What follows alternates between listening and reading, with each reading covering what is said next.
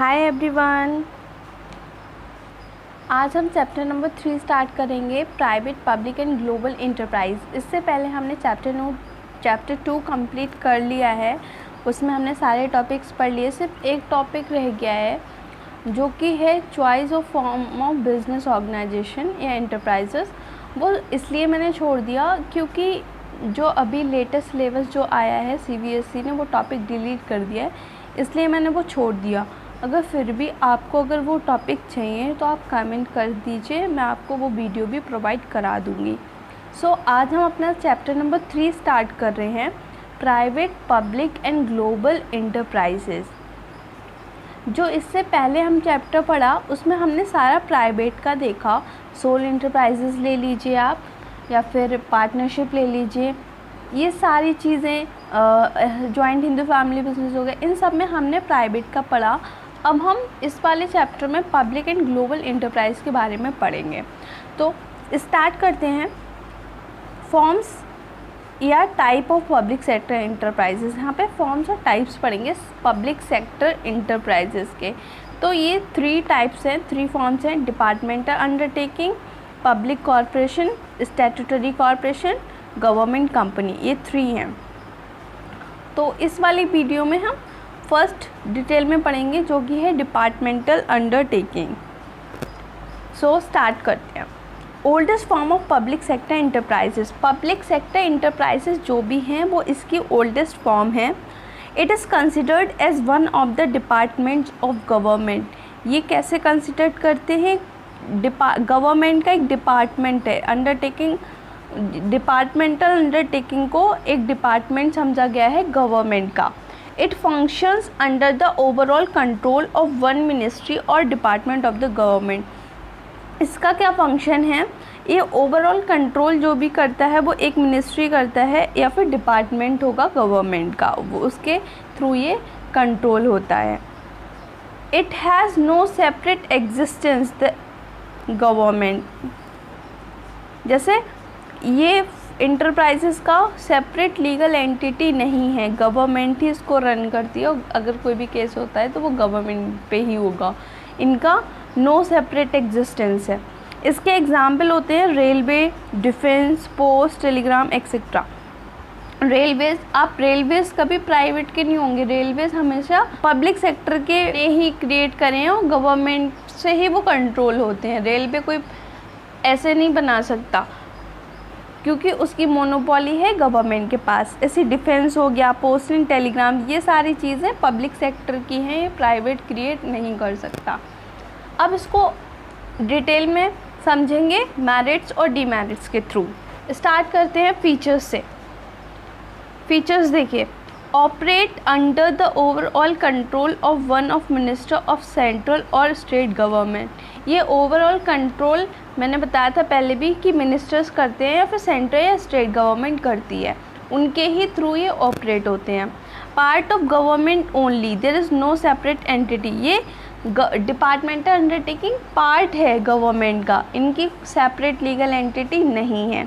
Finance from the annual budget of the government, इसके लिए finance कहाँ से आता है? जो एनुअल बजट होता है, पूरे साल का जो गवर्नमेंट का बजट निकलता है उससे इसके लिए फिनेंस आता है। They are under the direct control of department head who is accountable to the concern minister. ये डायरेक्ट इसको कौन कंट्रोल करता है? डिपार्टमेंटल हेड करता है, जो भी इसका डिपार्टमेंट का हेड होगा वो उसे डायरेक्ट कंट्रोल कर रहा होगा और वो अकाउंटेबल होता है मिनिस्टर के लिए। अगर कोई भी प्रॉब्लम क्रिएट हो रही है तो मिनिस्टर डायरेक्ट डिपार्टमेंटल हेड से पूछेगा और वो अकाउंटेबल होगा मिनिस्टर के लिए। Staff of departmental undertaking are civil servants and are recruited and compensated as per the rules of civil servant. जो स्टाफ है डिपार्टमेंटल अंडरटेकिंग का वो सिविल सर्वेंट्स होते हैं और वो उनको सिविल सर्वेंट को सिलेक्ट करना और उनको कंपनसेट करना, ये भी रूल किसके थ्रू होता है? जो रूल्स होते हैं सिविल सर्वेंट के उसके जैसे ही होता है। अब इसके मेरिट्स पढ़ते हैं। तो फर्स्ट है इजी फॉर्मेशन। जो डिपार्टमेंटल अंडरटेकिंग है वो बहुत ही इजी है फॉर्म करना क्योंकि उसका रजिस्ट्रेशन कंपलसरी नहीं होता है, इसलिए बहुत इजी फॉर्म हो जाता है। इफ़ेक्टिव कंट्रोल, जो कंट्रोल है डिपार्टमेंटल अंडरटेकिंग का वो बहुत ही इफ़ेक्टिव है क्योंकि वो डायरेक्ट और सेंट्रलाइज होती है गवर्नमेंट के थ्रू, इसलिए इफ़ेक्टिव कंट्रोल वहाँ पे रहता है। थर्ड आता है आपका ऑप्टिमम यूटिलाइजेशन ऑफ फंड, क्योंकि यहाँ पे प्रॉपर यूटिलाइजेशन होता है फंड का। फाइनेंशियल मैटर्स यहाँ पर नहीं है क्योंकि यहाँ पे बजट और अकाउंटिंग और एडिट कंट्रोल गवर्नमेंट ही देखती है, तो यहाँ पे जो फंड है उसका मैक्सिमम यूटिलाइजेशन होता है। अकाउंटेबिलिटी, यहाँ पर क्या होता है, जो इसको डायरेक्ट पार्लियामेंट कंट्रोल करती है। इसको क्या होता है, जो अंडरटेकिंग डिपार्टमेंटल अंडरटेकिंग की जो भी परफॉर्मेंस है वो पार्लियामेंट में डिस्कस होती है और ये पब्लिक, इसलिए इसको पब्लिक अकाउंटेबिलिटी होती है क्योंकि तो पब्लिक ही करती है ना, तो अकाउंटेबल उसमें कुछ भी प्रॉब्लम होती है तो यहाँ पर क्या होता है, पार्लियामेंट में ये सारी चीज़ें डिस्कस होती हैं, तो यहाँ पर पब्लिक अकाउंटेबल होती है इस चीज़ के लिए। नेक्स्ट आपका आता है पब्लिक रिवेन्यू। जो डिपार्टमेंटल अंडरटेकिंग है उसमें रिवेन्यू कहाँ से आता है, पब्लिक से रिवेन्यू आता है। जो डिपार्टमेंटल अंडरटेकिंग्स हैं वो हेल्प करते हैं गवर्नमेंट का रिवेन्यू बढ़ाने में, क्योंकि हम लोग रेलवे यूज़ करते हैं तो हम टिकट खरीदते तभी तो उनके पास पैसा जाता है, तो यहाँ पे रिवेन्यू पब्लिक से आता है। नेक्स्ट आता है आपका सीक्रेसी, क्योंकि यहाँ पे जो एक्टिविटीज़ है वो कौन परफॉर्म कर रहा है, डिपार्टमेंटल अंडरटेकिंग में गवर्नमेंट। तो गवर्नमेंट अपनी सारी चीज़ों को हाईली सीक्रेट रखती है और गवर्नमेंट ये सारी चीज़ें डिस्क्लोज करना अवॉइड करती है, वो पब्लिक को सारी चीज़ें नहीं बताती है जो भी उसकी चीज़ में सीक्रेट है, तो इसलिए यहाँ पे सीक्रेसी बनी रहती है। ये आपके मेरिट्स हो गए, हमने फीचर्स पढ़ लिए, मेरिट्स पढ़ लिए। अब हम लास्ट में पढ़ेंगे डीमेरिट्स। अब हम स्टार्ट करेंगे डीमेरिट्स, इसके नुकसान क्या हैं। अंडरटेकिंग के हमने अभी मेरिट्स पढ़े, अब हम इसके डीमेरिट्स पढ़ेंगे, क्योंकि जिसके मेरिट्स होते हैं उसके डीमेरिट्स भी होते हैं।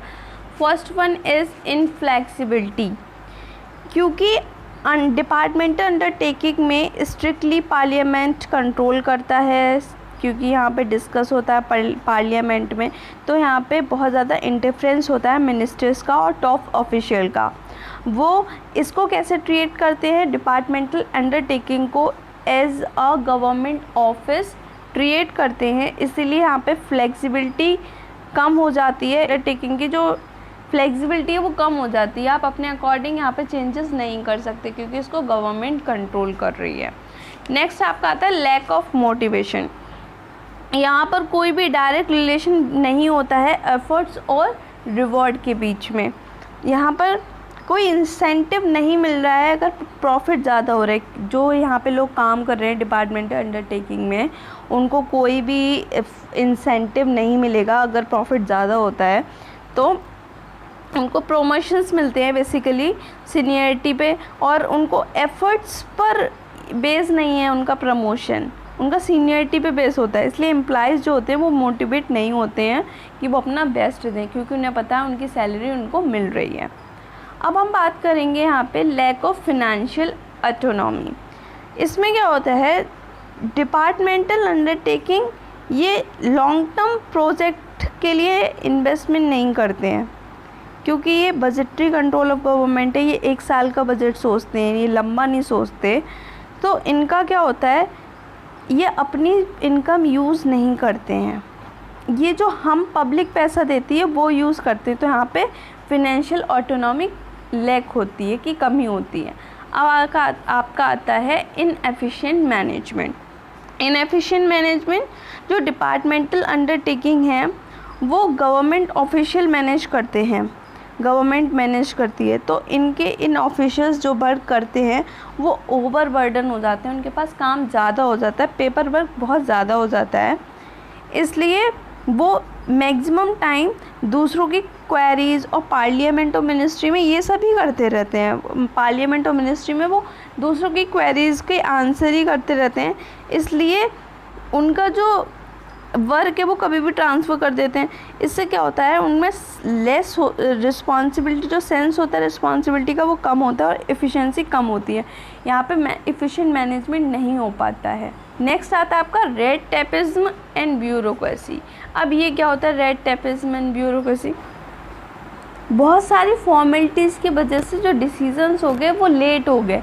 जो टाइम पे जिस टाइम पे डिसीज़न लेना था वो उस टाइम पर हम डिसीज़न ही नहीं ले पाए, लेट हो गया, हमें डिले हो गया डिसीजंस में। डिसीजंस होते हैं डिपार्टमेंटल अंडरटेकिंग के, वो डिले हो जाते हैं। बहुत सारी फॉर्मेलिटीज़ होती हैं, एडमिनिस्ट्रेटिव फॉर्मेलिटीज़ हो गई, पेपर वर्क हो गया, प्रोसीजर हो गया, इन सारी चीज़ों में उनका टाइम वेस्ट हो जाता है। जिस टाइम पर उनको डिसीजंस लेने चाहिए उस टाइम पर वो डिसीज़न नहीं ले पाते हैं, तो ये उसका डीमेरिट हो गया।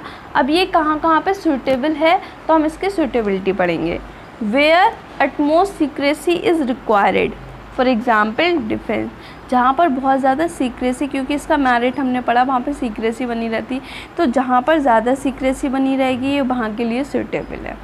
Where government control is necessary, जहाँ पर गवर्नमेंट का कंट्रोल ज़रूरी है, जहाँ गलत चीज़ें ना हो, इस वजह से उस जगह पे ये बहुत सूटेबल है जहाँ पे गवर्नमेंट का कंट्रोल चाहिए। Where huge investment is involve, जहाँ पर बहुत ज़्यादा इन्वेस्टमेंट चाहिए, क्योंकि एक इंसान तो इतना इन्वेस्टमेंट नहीं कर सकता, इसलिए जहाँ पर ज़्यादा इन्वेस्टमेंट चाहिए होती है वहाँ पे डिपार्टमेंटल अंडरटेकिंग वर्क करता है। जैसे एयरक्राफ्ट हो गया, आयरन स्टील हो गया, यहाँ पे बहुत ज़्यादा इन्वेस्टमेंट करना पड़ता है। Undertaking is a source of revenue, जो अंडरटेकिंग है वो सोर्स ऑफ रिवेन्यू है। जैसे रेलवे हो गया आपका, रेलवे में जो रेलवे से बहुत ज़्यादा पैसा आता है, लोग रेलवेज़ का कितना यूज़ करते हैं, ट्रेन वगैरह का बहुत ज़्यादा, हमारे यहाँ बहुत सारी ट्रेन है तो टिकट खरीदते हैं, उसके थ्रू उनके पास पैसा जाता है, तो रेलवे बहुत बड़ा सोर्स है। तो अंडरटेकिंग सोर्स है रेवेन्यू का, तो वहाँ पे भी ये सूटेबिलिटी, यहाँ पे सोर्स ऑफ रेवेन्यू चाहिए तो वहाँ पे ये सूटेबल है। सो गाइज, इस वीडियो के लिए इतना ही। अगर आपको वीडियो पसंद आई तो वीडियो को लाइक कीजिए और मेरे चैनल को सब्सक्राइब कीजिए।